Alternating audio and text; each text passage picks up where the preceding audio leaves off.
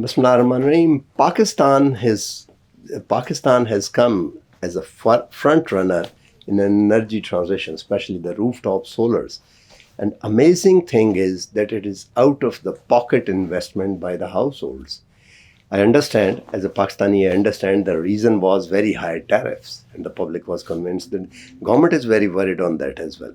Because if you are going to use the watts and gigawatts produced on your roof, who's going to consume the generation by the IPP? So they are in a fix, they are in a limbo. They're not very happy about it. But what the revolution is and how it should be suppled further and what the pathways and how it should be driven that it becomes sustainable and there should be a win-win for everyone. We have today with us a senior advisor to Sunrise, the company that, take pride in doing all these sort of things. And the person we are bringing to you as an international exposure, he has seen many countries.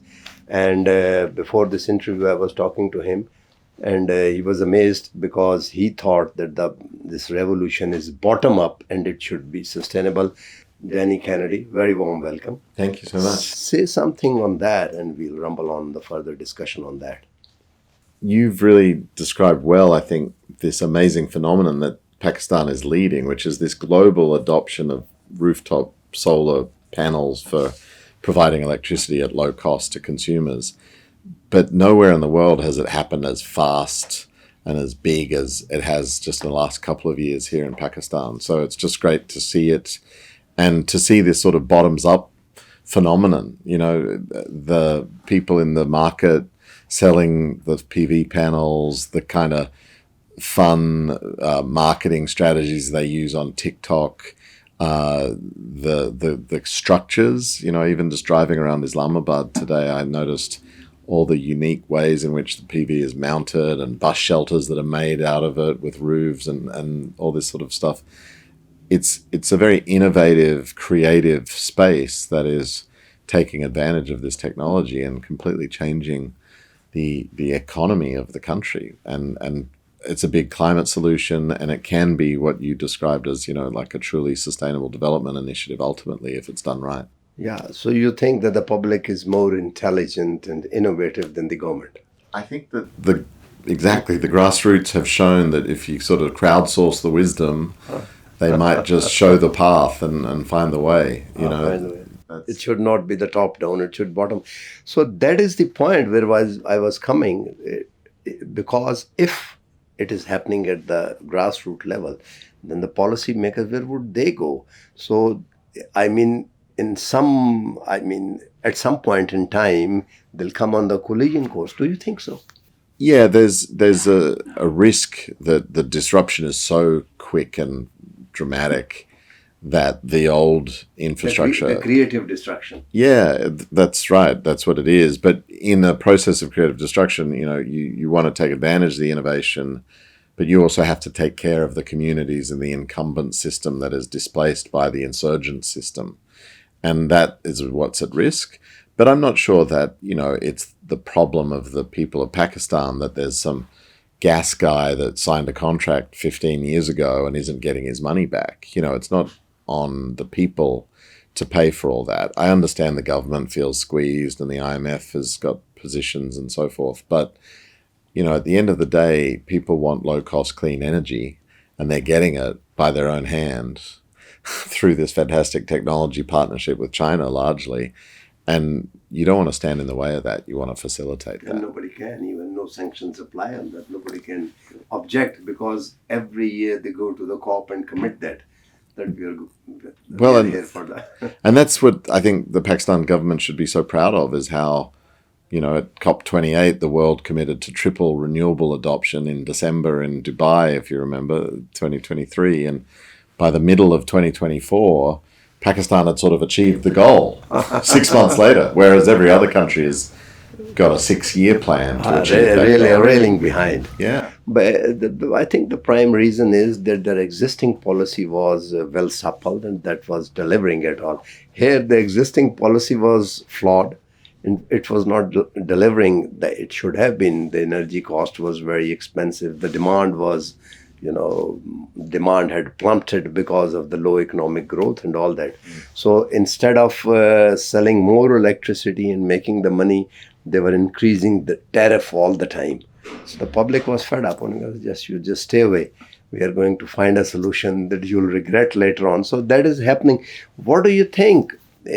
What sort of policy or narrative in Pakistan should be adopted, that there should be some middle course that is adopted? Because ultimately you have to, this is also, the investment on rooftop is in billions in dollar terms in Pakistan.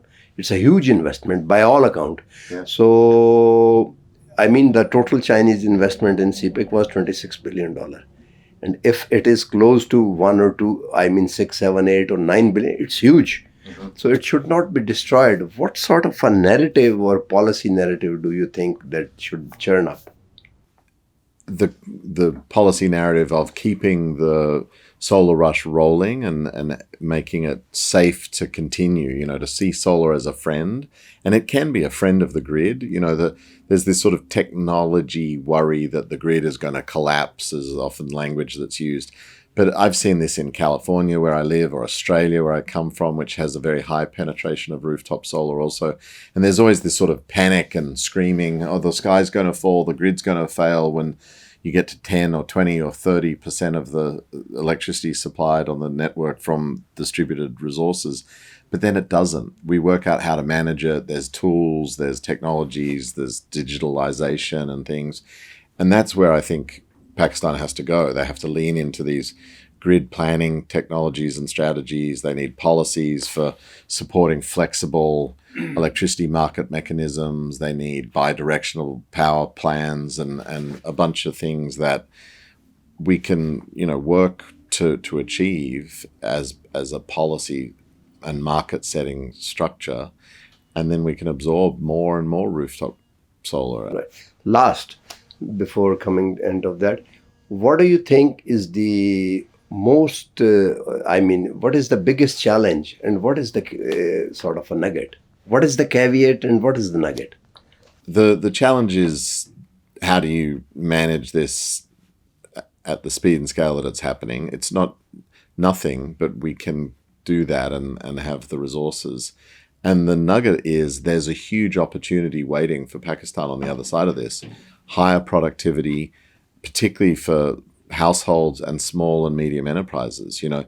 Businesses can get lower cost electricity costs from rooftop solar, and then they can use that money to invest in innovation and doing other things with it, and the productivity of the whole economy will grow, because Pakistan is a country of micro and small and medium enterprises. And that's really the opportunity space, to unleash this free from the sky fuel and use it to power the economy and make Pakistan achieve its long-term vision and goals.